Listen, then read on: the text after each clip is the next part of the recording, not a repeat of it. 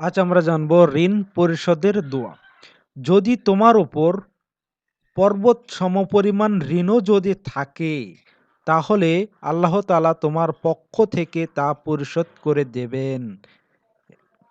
আজকে আমরা সেই দোয়াটি জানব ইনশাআল্লাহ। আল্লাহুম্মা ইকফিনি বিহালালিকা আন হারামিকা আগনিনি বিফাজলিকা আম্মান সিওয়াকা। অর্থ: হে আল্লাহ, তোমার হালাল রুজি দিয়ে হারাম রুজি থেকে আমার জন্য যথেষ্ট করো এবং তুমি ছাড়া অন্য সকল থেকে আমাকে অমুখাফিকি করো। তিরমিজি শরীফের দোয়াটি।